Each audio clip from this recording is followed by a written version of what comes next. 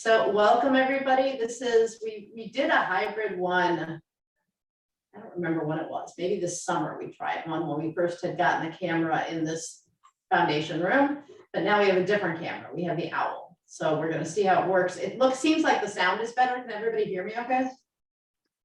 Yeah, with the other microphone, there was some issues with the sound. So I think the sound on this is better. And we'll give it a try and see how it all goes. So we are doing, our topic for today is all about Miriam. We skipped Moses, but I think we're gonna need several weeks to do Moses, several different classes to do Moses. So I just left this with Miriam. Close my computer so it's not distracting me. So can everybody see the text? Do you have it in the chat? Yep. All right, great. All right, so we will jump in and get started. We have more commentary and not just text from the Torah this time because there's limited amount about Miriam in the Torah, but there's definitely commentary about her from different places. So does anybody want to read us from Exodus 1? I'll read it. I've got it right here. All right, go ahead, Miriam. The king of Egypt spoke to the Hebrew midwives, one of whom was named Shiphrah and the other Puah, saying, when you deliver the Hebrew women, look at the birth stool. Excuse me. If it is a boy, kill him. If it is a girl, let her live. The midwives, fearing God, did not do as the king of Egypt had told them. They let them live. So the king of Egypt summoned the midwives and said to them, why have you done this thing, letting the boys live? The midwives said to Pharaoh, because the Hebrew women are not like the Egyptian women, they are vigorous. Before the midwife can come to them, they have given birth.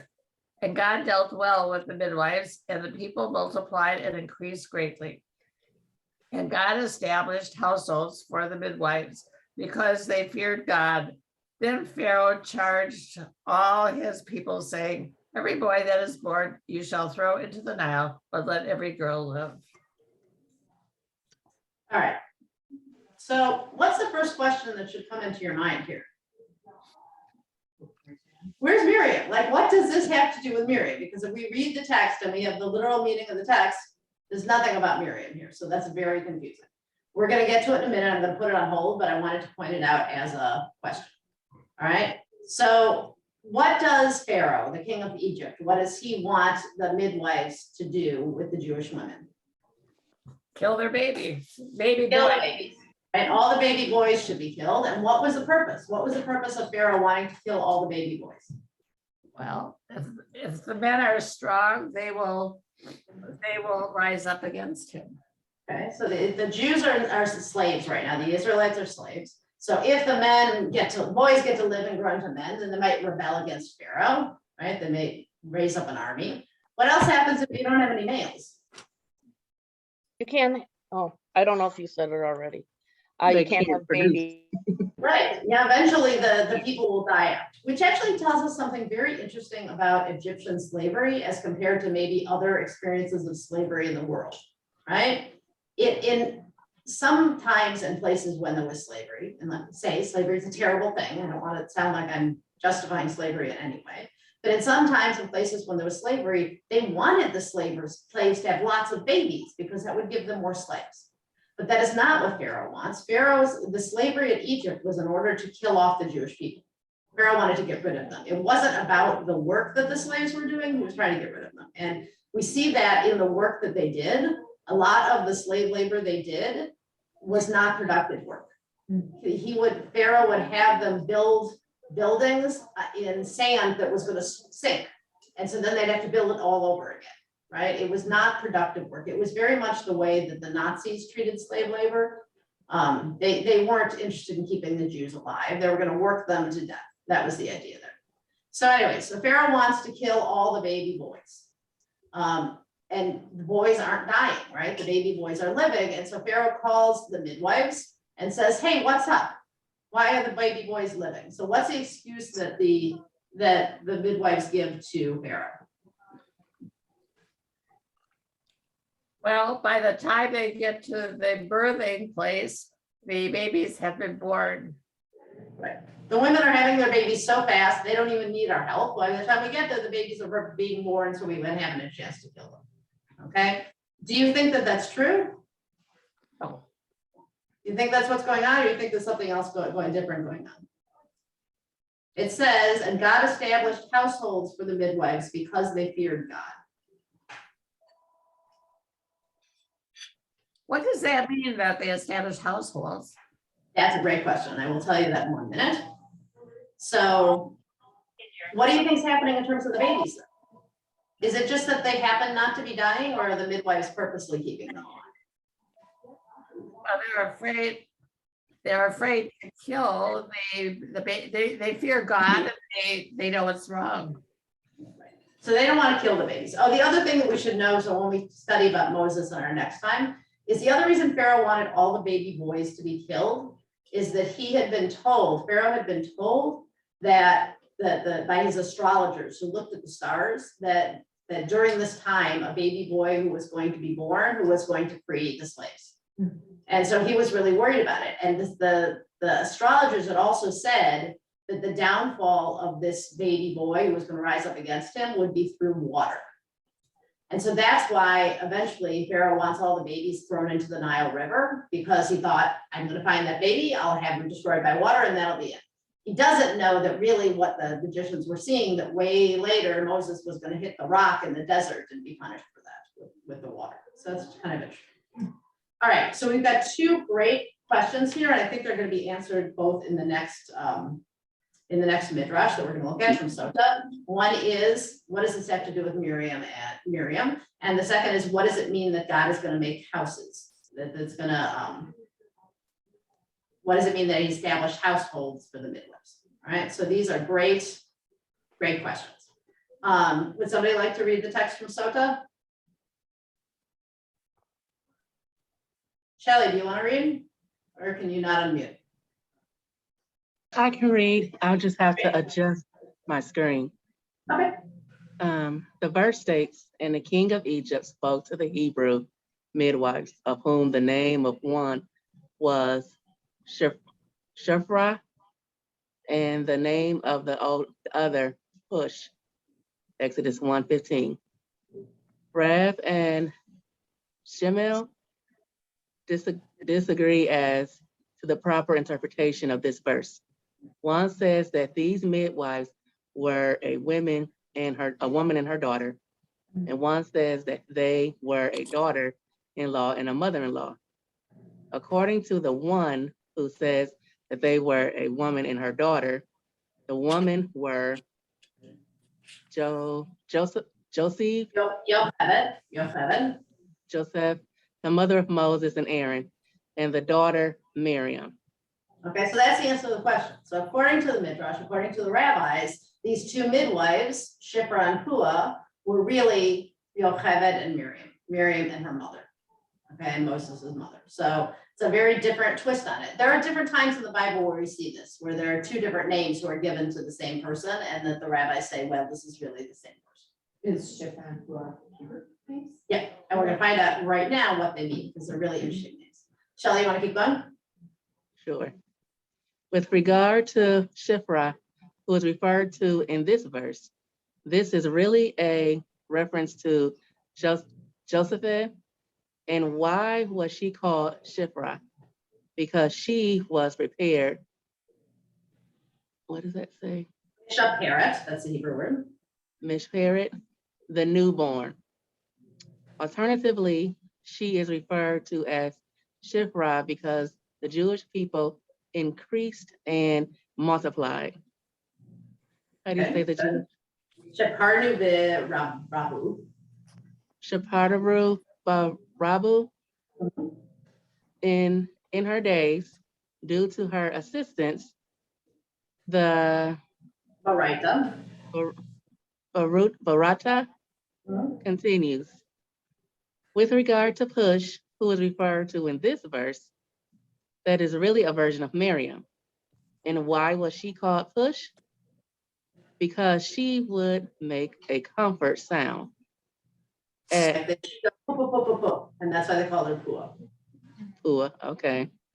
as she would remove the child from the womb of the mother. Alternatively, the word push is related to one of the verbs that describes speaking, as she would speak, hua, through the divine inspiration, and say, in the future, my mother will give birth to a son who will save the Jewish people. Terrific, thank you. So in this case, it's basically saying Shipra and Pua, those weren't really their names, that was sort of their titles, right? That's how they were described. One was the midwife who had poo, poo, poo, poo, poo, poo, poo, the cute babies to calm them down. And one was the one who Mishaperet, who would kind of take care of and groom the baby. So that's why they got those names with Shipra and Pua. I guess I did not include the part here about the houses. So according to, looking to make sure it's on, yeah. According to the rabbis, when it says in the text, and God established households for the midwives, it's basically saying that they were going to be the mothers of two basically dynasties. Because descending from them, from Yocheved, is going to be the Kohanim, the priests, right? Because of her son Aaron. And from Miriam is eventually going to be the Messiah. Mashiach is going to be descendant of Miriam. So like these two houses, these two great houses, the kingship and the priesthood, are going to come from these women. Why? In the merit of them saving all of these Jewish babies. So they risked their lives to save the lives of these babies, and God is going to reward them and all of their descendants. So that's where we hear about Miriam first, not directly in the Torah, right? Not referred to as Miriam, but the first thing we hear is about them being midwives. All right, so we're moving on to page 2. Yeah. These are like the midwives, the only midwives for? So that's an interesting question too, right? There are lots and lots of Jews that are like, Yeah. by the time they leave, they're like 500,000 Jews. So how are they delivering all of these babies? There's another midrash that says, and I don't know what you guys will think about this one, but that God really wanted to multiply the Jewish people. And so when women were giving birth, first of all, it was very easy and without pain, which would be very nice, but they were giving birth to like 6 babies at a time. Oh, And the rabbis come to that because if you look at the number, there were 70 people. When they came down to Egypt for the beginning of slavery, there were 70 people in the family of Joseph. And by the time they leave, there are 500,000 people. So how do they in a few generations go from 70 to 500,000? And so that's why the rabbis said they were having babies 6 at a time. So mostly, I don't think the midwives were doing a lot of work. I think according to the tradition, the babies were just coming very easily and quickly. So. All right, so page 2. Debbie, do you want to read us from Exodus? Exodus 2? Sure. From number 1, a certain member. Yeah. Okay, a certain member of the house of Levi went and took into his household as his wife, a woman. Do you want me to go? Stop there for a minute. Okay, so you have this woman from the household of Levi who's going to get married to a man from the house of Levi is going to get married to a woman from the house of Levi, right? For the same tribe. It doesn't mean they're like siblings or anything, but they're from the same tribe. And it seems really strange. Why does it tell us the name of the man and the name of the woman? It's kind of vague. And that's, of course, when the rabbis come in with a lot of interpretation. So here's the interpretation of that. Go ahead, Deb. Rabbi Yehuda, son of Biznah, in the Talmud Sota, folio 12, is quoted as saying, why does this verse commence with the word Vayilech, and he went?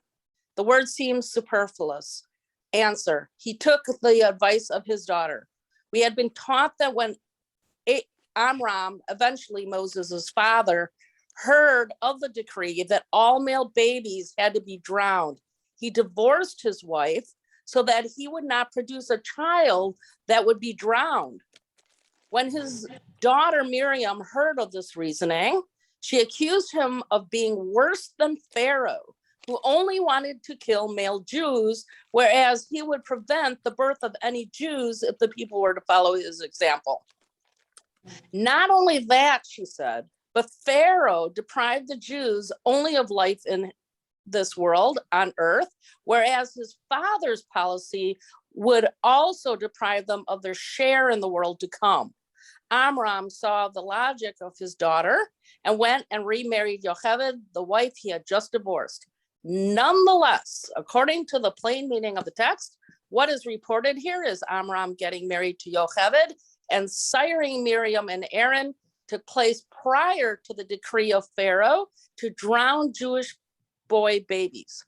However, seeing that the Torah was interested in reporting to us what transpired later, it commenced with telling us about when Amram got married first and to whom. For example, a daughter of Levi, whatever, many years the senior. You have to go by the Hebrew or the English, not both. So transliteration. So I love this story. This is a really great story. So first of all, we know as a midwife, Miriam saves all these babies. But here, Miriam is really responsible for the birth of her brother, of Moses, right? So like, if you think about Moses as being the one that saved the Israelites and saving them from slavery, without Miriam, none of it would have happened. So first of all, what do you think of this rationale that Amram said to his wife, hey, if Pharaoh's going to kill all the babies, let's not have any babies. So we're going to separate. I'm not going to live with you. I'm not going to be anywhere near you. So we don't have babies. And by the way, Amram was like a leader among the Jewish people. So when he divorced his wife, all the men followed suit. They all started divorcing their wives and not sleeping their wives so they wouldn't have any babies because they didn't want to have them be killed. What do you think of that? Well, I don't know why he had to divorce them. Just stop having babies if that's your logic. I don't know. Can you think about that in terms of Jewish tradition, Debbie, and answer the question? Well, they already had more than a couple children. I mean, it's not like they didn't fulfill the mitzvah of, being fruitful and multiplying. Right, but if you assume that they were following the laws of marital relations, right? The women would have gone to the mikvah, to the ritual bath once a month, and then it would have been a mitzvah, a commandment for them to lay with their husbands. And that's when they would likely get pregnant. So if they stayed married, they wouldn't be able to follow the commandments. So I think that's Well, the idea there. that's when they constructed something that could have been made out of like sheepskin or something. But I mean, we've seen this in history, right? Times when things are really, really bad. And do Right. people have babies? Like, were people getting pregnant during the Holocaust, right? Do people get pregnant? We think about the baby boom after World War II, right? But is part of the reason the baby boom was after World War II because people were purposely not getting pregnant during the wartime? Like it was a bad time? I mean, I can see it at really bad times in history, people saying this isn't the time to get pregnant. I mean, I think they were thinking about that at the beginning of COVID. They thought a lot of people wouldn't have kids because they were afraid of it. But then there were a lot of COVID babies, maybe because people were home so much. And what do you think? Do you think that Amram and Yocheved were doing the right thing? Or do you think that Miriam was right, that they're not having kids, trying not to have kids was worse than Pharaoh's decree? I actually think he did some creative thinking. Maybe he felt he could not be a good role model for children because they had all these other problems going on. They'd be born into slavery or they'd be killed if they were boys. Yeah. So God clearly thought that Miriam was in the right here. And later on in the desert, when they're building the tabernacle, the women at this point, when they wanted to kind of get their husbands to come home, had used copper mirrors to make themselves beautiful, to fix themselves out and up, and then go to their husbands and say, hey, it's time to come home. And when they were building the tabernacle, the women tried to bring these copper mirrors to be melted down to help build the tabernacle. And at first Moses is like, we don't want that. That's a symbol of vanity. That's a symbol of materialism. We don't want that. That's the vanity of the women, those mirrors. And God said to Moses, those mirrors are the reason the Jewish community continued, because the women made themselves beautiful and got their husbands to come home and have babies. And so God said, you have to take every single mirror that's given to you. So again, So also personal attachment, things of personal value were more precious than just gold, to bring building of the Mishkan. yeah, for sure. All right. Not sure who's got their cameras off and who can read and who can't read. Marilyn Carr, did you manage to get the text or no? I got Exodus 1, but everything in my chat is Exodus 1. So I don't see the next, I don't know where the other part is. Okay, no problem. Melissa, do you want to read again? Yeah. Exodus 2, the woman conceived and bore a son, and when she saw how beautiful he was, she hid him for 3 months.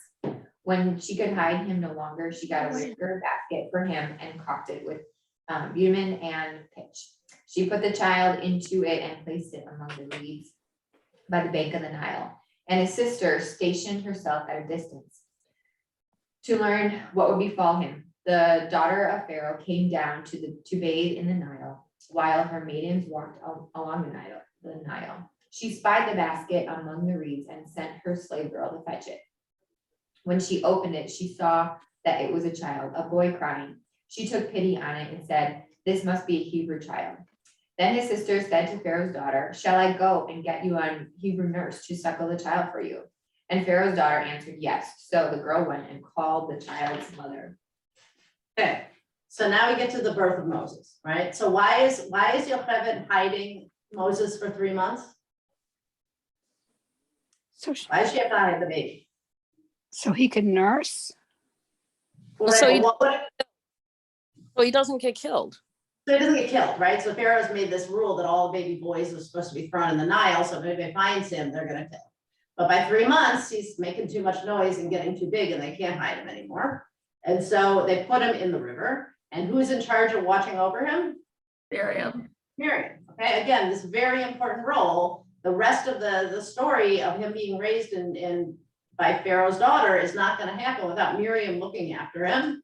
And when Pharaoh's daughter finds the baby, Miriam very courageously goes up to Batya, who's the daughter of Pharaoh, and says, "Hey, you need somebody to nurse that baby," right? They didn't have formula back then.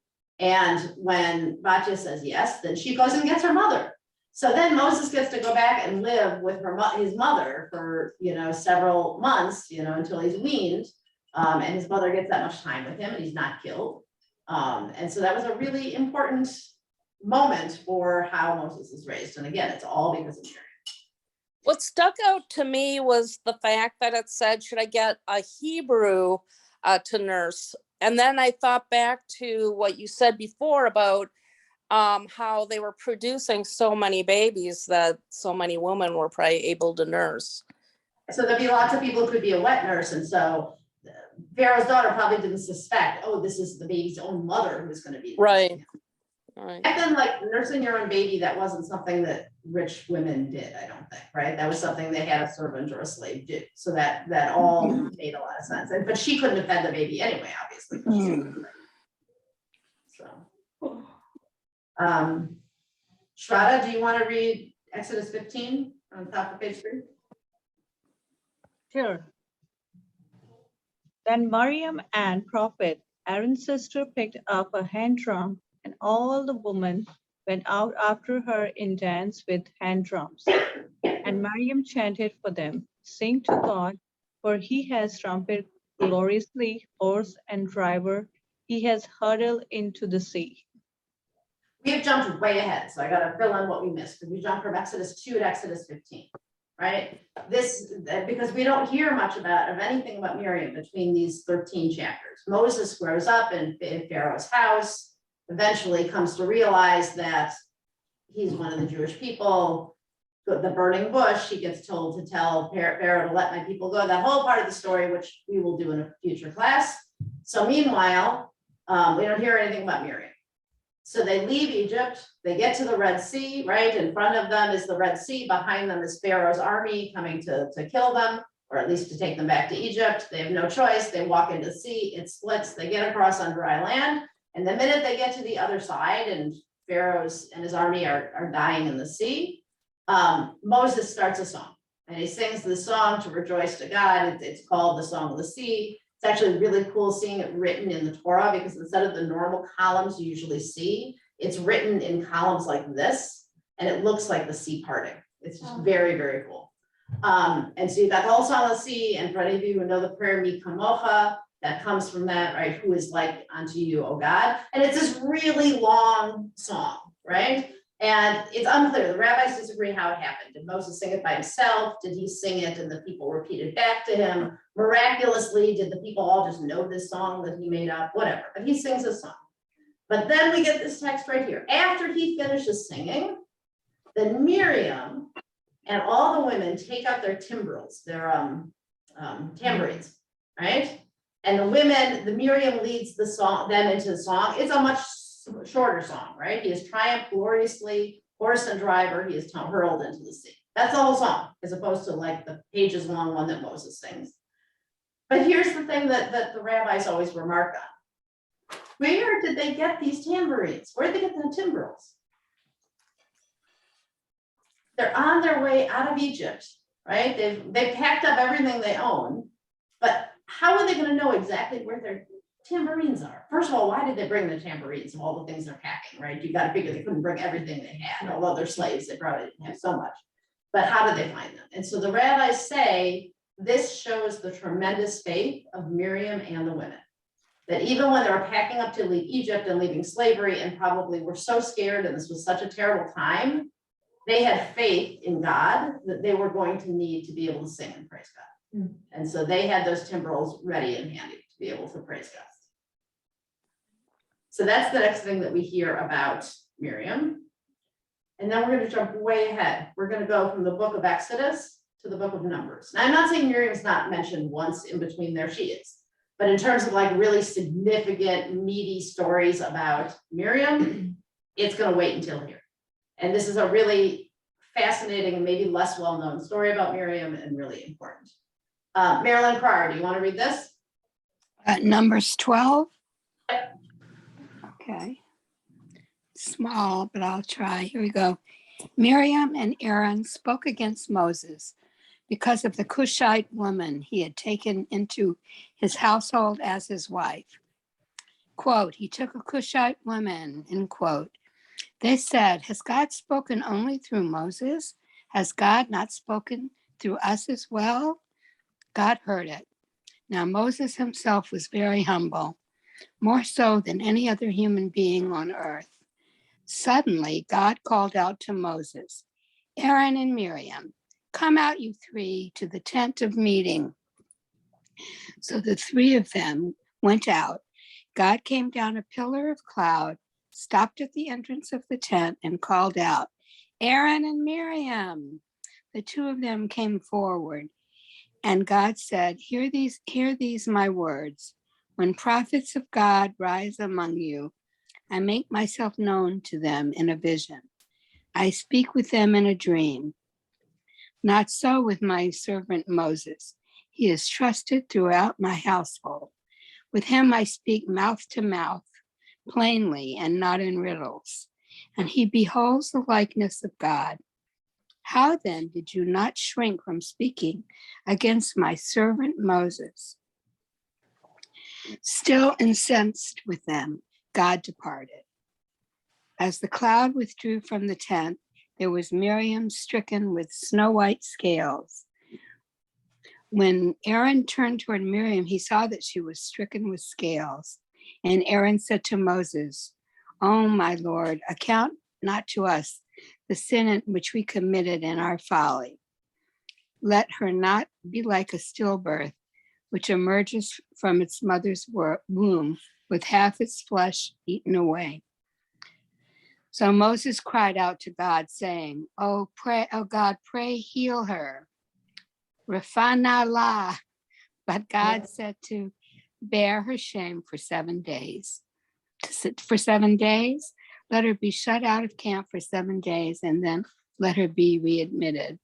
So Miriam was shut out of camp 7 days, and the people did not march on until Miriam was readmitted.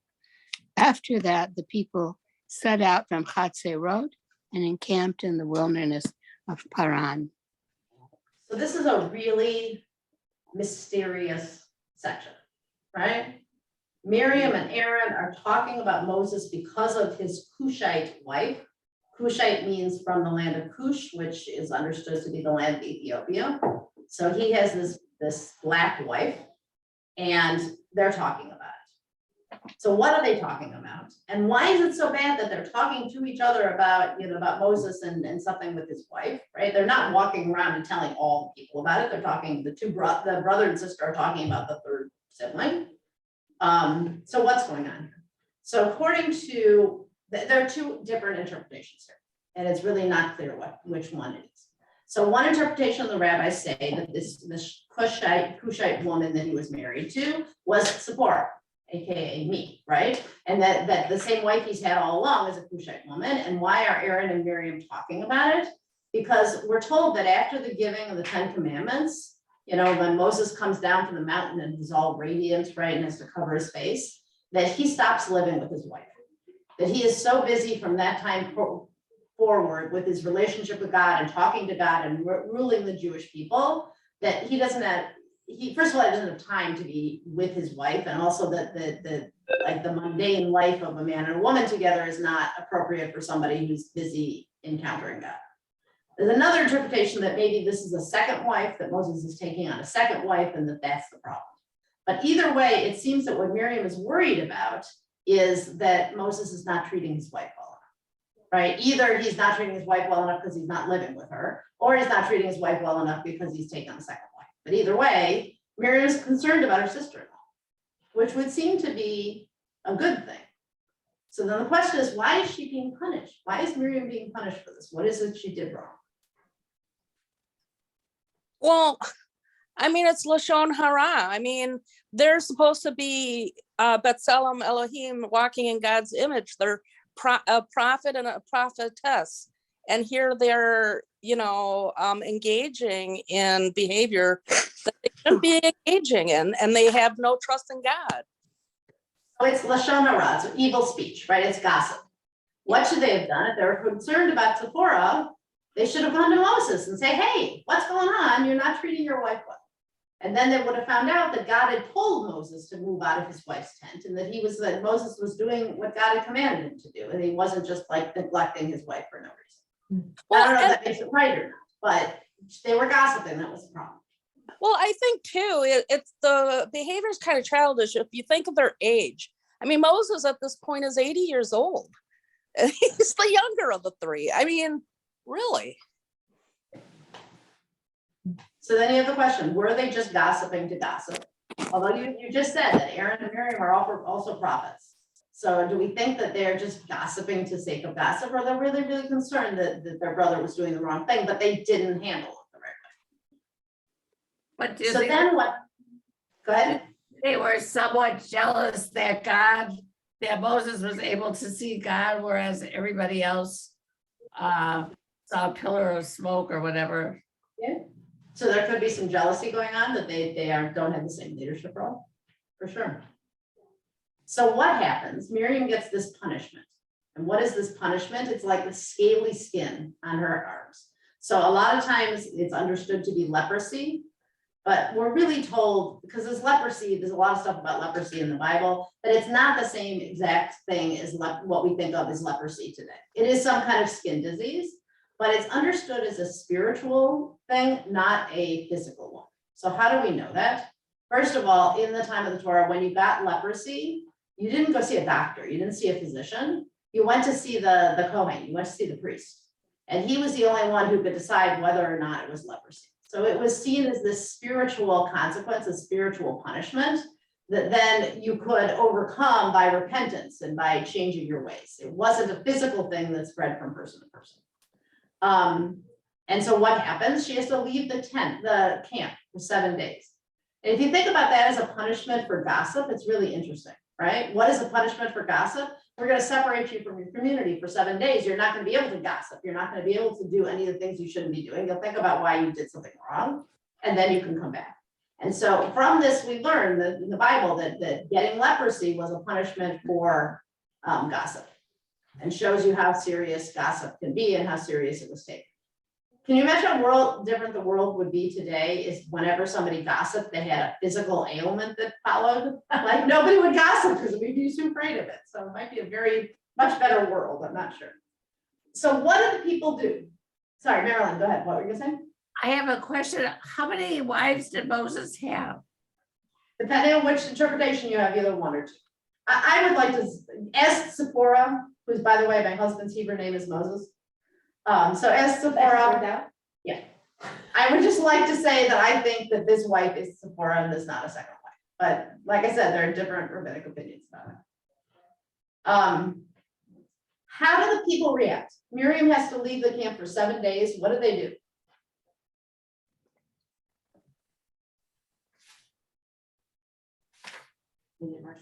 They didn't march forward. They waited. So they were loyal to Miriam and they cared about Miriam. Miriam made a mistake, but they recognized it as a mistake. She had a mistake. She had the 7-day consequence, and then she comes back to the community. I gotta tell you, and I don't mean to be getting political here, but I was listening to NPR on the way to work today. You see that we're back in the office. One of the advantages of back to the office is I get to listen to NPR on the way to work. And it was telling the story of this man in Louisiana, and I apologize, I don't remember his name, who was convicted by a non-unanimous jury. I guess 25 years ago, the laws in Louisiana were that you need to have a unanimous verdict from a jury. And the reason they made that law was to take power away from any people of color that were on the jury. And he's been in jail for 25 years. And they finally released him. And he was talking about how grateful he is and how much the world has changed. But he talked about being in solitary confinement for 5 years.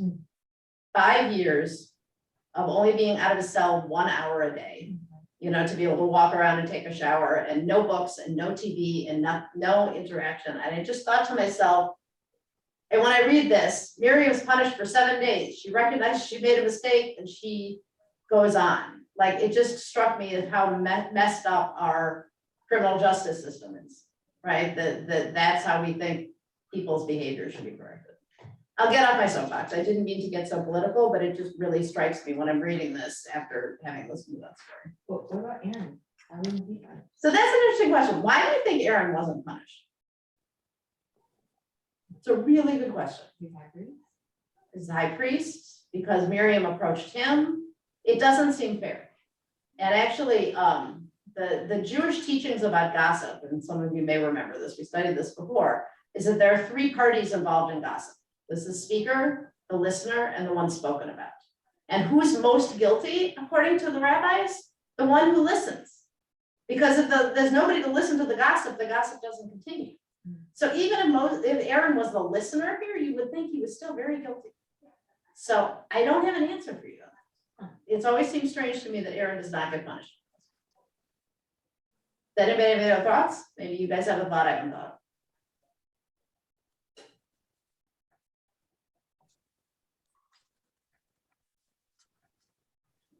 We'll have to leave that one as something to ponder. Marilyn Franklin, you want to read at the top of page 4? Sure. Hang on 1 second. Are we on what? Sota 9b, verse 8. You know, oh wait, top of page 4. Top page 4. The Mishnah continues. Oh, got it. Okay. The Mishnah continues. And the same is so with regard to the reward of good deeds. A person is rewarded measure for measure. Miriam waited for the baby Moses for 1 hour at the shore of the Nile, as it's stated. And his sister stood afar off to know what would be done to him. Exodus 2:4. Therefore, the Jewish people delayed their travels in the desert for 7 days to wait for her when she was smitten with leprosy, as it is stated. And Miriam was confined outside of the camp 7 days, and the people journeyed not until Miriam was brought in again. So this is idea in Jewish thought called mida keneged mida, which literally means measure for measure. And really, it's the same idea as karma. Right, that we get repaid measure for what we do wrong and for what we do right. Miriam waited for Moses in the water. Now the people waited for Miriam her 7 days. It's not always direct. It's certainly not instantaneous, right? And it's sort of like the leprosy. I said, if everybody got leprosy when they gossip, they wouldn't gossip. But when we think about this measure for measure, it can't happen automatically because then nobody would really have free will. You knew that the minute you did good deeds, money was gonna rain down on you from the sky, and anytime you did something bad, you got struck by lightning. Everyone would do the right thing all the time, but not from free choice. And so that the reward and punishment and the measure for measure is very hidden from us. We don't see it. But sometimes we can look back and see something that happened measure for measure. And this is an example of that. All right, Deb, you want to read Numbers 20, verse 2? The community was without water, and they joined against Moses and Aaron. And there was no water for the congregation. Since this statement follows immediately after the mention of Miriam's death, we may learn from it that during the entire 40 years that they had the well through Miriam's merit. Okay, so according to Jewish tradition, and it's based on this verse, right? When Miriam dies, and the very next thing is they're without water. So the question is, where did they get water in the desert, right? We know that food for 40 years in the desert, they ate the manna that God made come down from the sky. But where is the water coming from? And according to the rabbis, and it's based on this verse, there was a well that followed Miriam around the entire time they were in the desert. So wherever they were in the desert, this well came with her, and that provided all the water that they needed to drink. And Miriam died, and the well was gone. And it was in her merit. And again, it goes back to her saving her brother in the river. So the water, she has this blessing of water from this good deed that she did. And Miriam's well follows her around. So you may have seen, if you've ever been to a Passover Seder, sometimes in addition to the cup of wine for Elijah the prophet, you'll see a cup of water for Miriam. And this symbolizes, that's a modern tradition, a traditional Seder won't have it, but it symbolizes Miriam's blessing of water that she gave to the whole Jewish people. Yeah. So, and then we have some more about the water. Melissa, you want to read us this next part from Shabbos 35?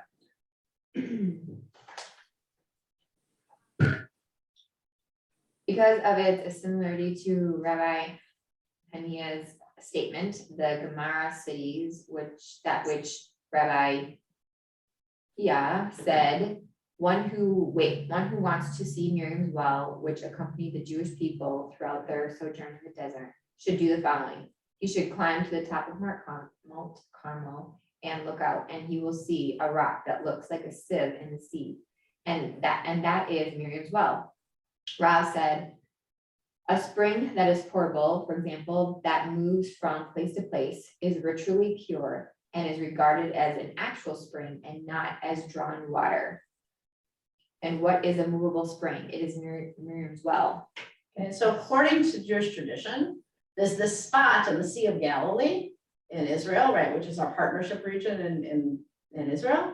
That's where Miriam's spring well went, right? That it followed them through the desert. She died, it disappeared. Where did it go? It somehow magically moved to the land of Israel and landed in Kinneret, and that's the source of that water.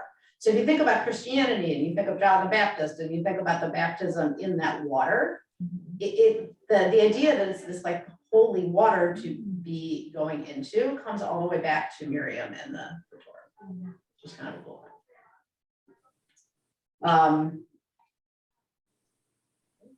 remember what we go to next. Okay, we have a little bit more about Miriam's well because it's really interesting stuff. Marilyn Farrar, you want to read? Where it says Ta'anit. Sure. The Gemara raises an objection from a Baraita. Rabbi Yosei, son of Rabbi Yehuda, says, 3 good sustainers rose up for the Jewish people during the Exodus from Egypt, and they are Moses, Aaron, and Miriam. And 3 good gifts were given from heaven through their agency, and here are they: the well of water, the pillar of cloud, and the manna. He elaborates, the well was given to the Jewish people in the merit of Miriam, the pillar of cloud was in the merit of Aaron, and the manna in the merit of Moses. When Miriam died and the well disappeared, as it is stated, and Miriam died there. Numbers 20, verse 1. And it says thereafter in the next verse, and there was no water for the congregation, but the well turned in the merit of both Moses and Aaron. All right, so I got the story wrong, I apologize. It wasn't then that the water goes to the king, the Sea of Galilee, it's later when the Jewish people go into the land of Israel. So what happens? This is when the story happens of Moses hitting the rock. So Miriam has died. The people are like rebelling against Moses. It's 40 years later and they're still, why did you take us out of Egypt? We'd be better as slaves. You brought us here to die in the desert. We don't have any water. And Moses is really frustrated and goes to God and says, what do I do now? And God says, go over there and talk to that rock. And if you talk to that rock, water is going to come out. And Moses is mad. And he goes over to the rock. And instead of talking to him, he yells at the Jewish people and says, look, listen, you rebels, I'm going to show you water. And he takes his staff and he hits the rock 3 times. Then water comes out. It becomes Miriam's well again, right? The water comes out of the rock as it did at the very beginning of the time in Egypt. In the desert. And so they have water again, but this is where Moses is punished and told he can't go into the land of Israel because he's hit the rock. And we'll talk about that more in another class, but that's what this is talking about. But so the water stays around in the merit of Aaron and Moses because they still need water as they're finishing up their time in the desert. All right, we've got one more, it's long. Here, I'll read this one because it really is long. So last one. Then Miriam the prophetess took. Where do we find that Miriam was a prophetess, right? So why is it said that Miriam's a prophet? She said to her father, Amram, in the end, you will beget a son who will be the savior of Israel from Egypt. And there went a man, Amram, from the house of Levi, and took the daughter of Levi, Yocheved, after he had separated from her because of Pharaoh's decree to drown the males. And she conceived and bore a son. And she could conceal him no longer. Whereupon her father rebuked her, saying, my daughter, where is your prophecy? But she stood fast to her prophecy. And his sister stood from afar to know what would be done with him. Standing, Yitzivah, signifying prophecy. I saw the Lord, this gives a quote from Amos that shows that I saw the Lord standing there at the altar. So here, I'm going to jump down a little bit. Those had just a bunch of examples of how standing. We jump down.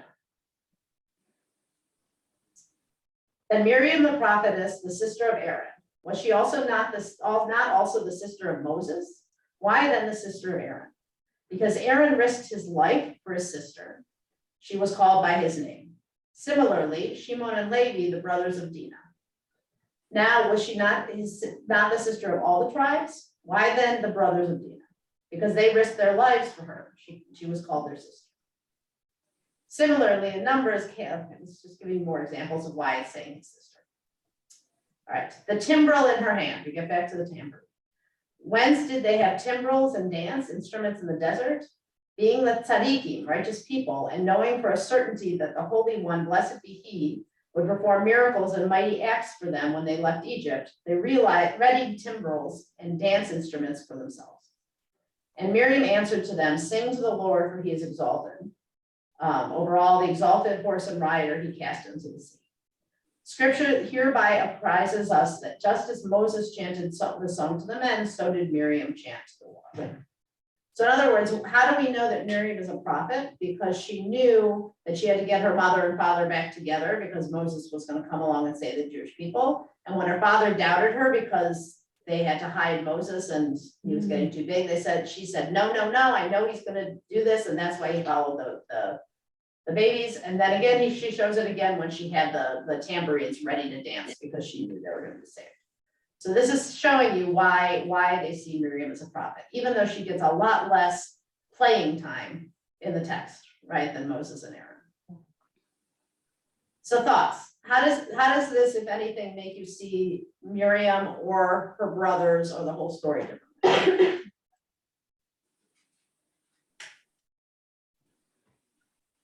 She's just a huge player, actually. I guess I just really didn't think too much of her. And the story of her getting leprosy or the white scales was always very mysterious to me, like why it was such a big deal. And so now she's kind of like, hey, I'm mother of the Jewish people in a way, like, in that she was if she has this midwife role and everything, I mean, she's just a big deal. She's a big deal. she's quietly a big deal in the background, but she really is very important. Other thoughts about Miriam? Sippy, I was always curious when someone dies while they're wandering, what do they do with the body? So what did they do with Miriam's body?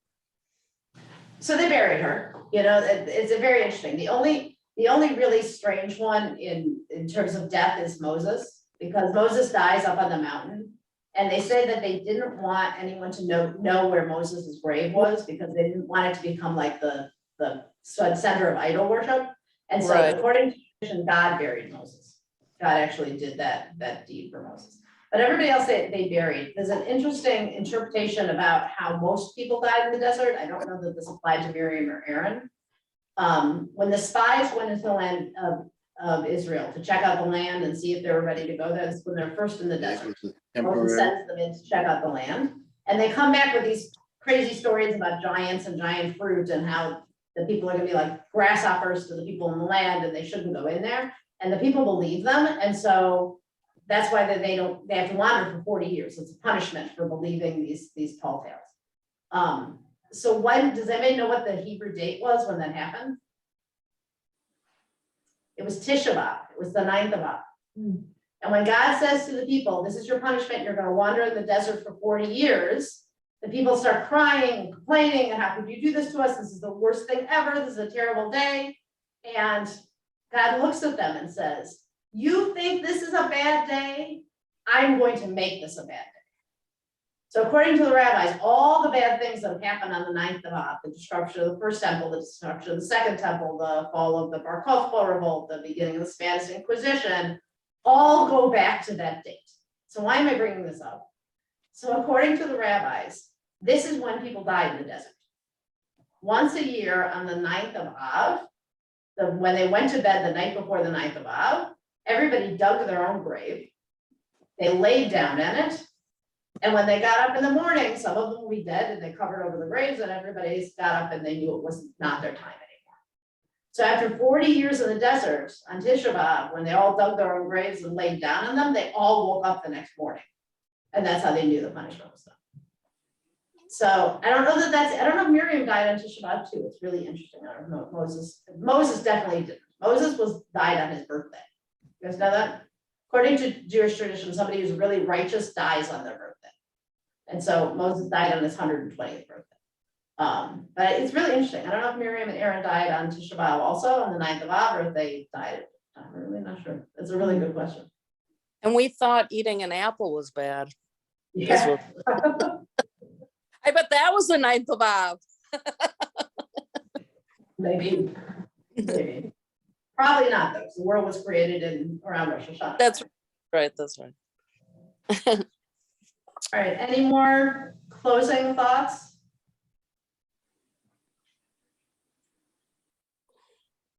I would love to know how it was with the hybrid. Could you guys hear Melissa and I okay? Yes. Yes. Yeah. Okay, and we certainly, I think, felt that you were a part of the room because we could see all of you. So, excellent. So assuming that things continue to go well, we will continue to do these hybrids, so we can be both in person and online. And oh, I want to tell you really quickly, we have a class, LOMED class tomorrow night at 6:30. It's about LGBTQ inclusion in the classroom. This part 2, but even if you don't come to part 1, you can still come. The presenter is from Keshet, which is a national organization working for LGBTQ rights in the Jewish community, and she's fantastic. So I encourage any of you to come. Pan, it's the same length as this one right here. So 6:30 tomorrow night.